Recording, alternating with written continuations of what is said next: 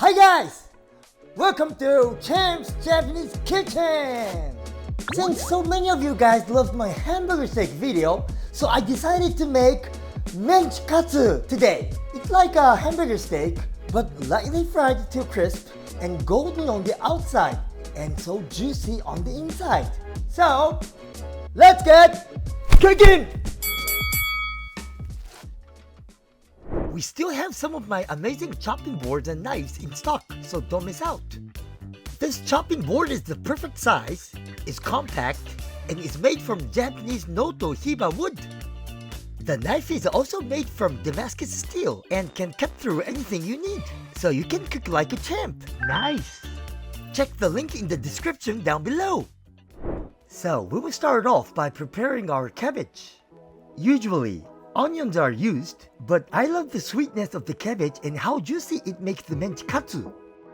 Using 1/4 of the cabbage head, take off the root and cut into 1 cm slices like so. Turn 90 degrees and cut into the same size until you are left with 1 cm cabbage squares. Next, add 1 teaspoon of salt to your cabbage. Give it a good mix and leave for 15 minutes. After we leave it for 15 minutes, squeeze the cabbage and you will see all of that water come out. Now, your hamburger won't fall apart and will become juicy and tender.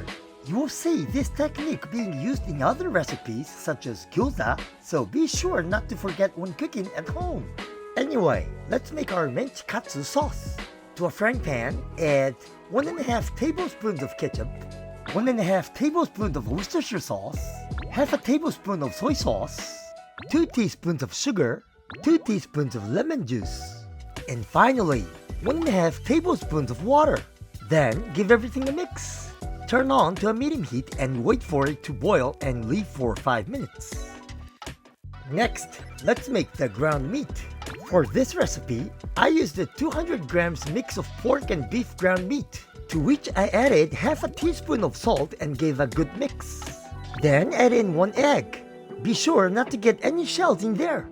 Add 1 tablespoon of potato starch and 10 grams of parmesan cheese. I almost forgot the important cabbage. Add all of it in and give another mix. Now we have around 470 grams of ground meat mix. I will separate it into 4 pieces, so around 120 grams each. But feel free to make a different size. Just be careful as cooking times will change. After weighing out your meat mix, throw it between your hands like so. This will help remove any air inside and stop it from breaking apart when cooking. Next, let's make the batter. In a bowl, whisk 1 egg and add in 2 tablespoons of water. Then slowly mix 3 tablespoons of all-purpose flour. Your batter should look like this. Place each Menchi Katsu into the batter and make sure they are coated well. Pick up and let the excess batter run off. Then coat in the Panko breadcrumbs.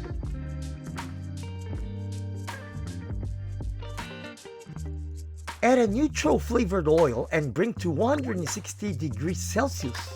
I really recommend an electronic thermometer to easily measure the temperature. Add the Menchi Katsu in and fry for 2 minutes. Then flip over for another 2 minutes. Then repeat for another 1 minute on each side. This will help the Menchi Katsu cook evenly. If you have, use a thermometer to check the temperature now and again so it is not too high. Then for what we've all been waiting for, the cross section. Admire all your hard work. Plate your beautifully golden brown Menchi Katsu and drizzle on that sticky sauce.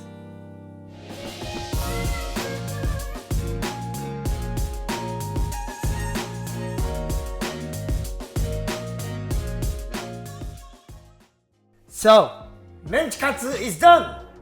Let's give it a try! Itadakimasu!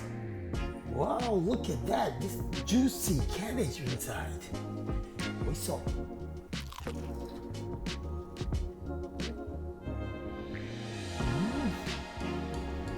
中の肉がとってもジューシー。これ多分キャベツが入ってるおかげですね。通常はメンチカツには玉ねぎを入れることが多いんですけど、今日はよりジューシーにしたかったのでキャベツを入れてみました。とっても美味しい。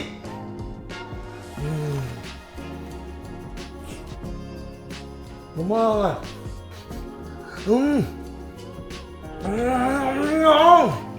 I feel recharged. Yeah. ごちそうさまでした。My kitchen knife and chopping board are selling fast, so be sure not to miss out. Check the link in the description below.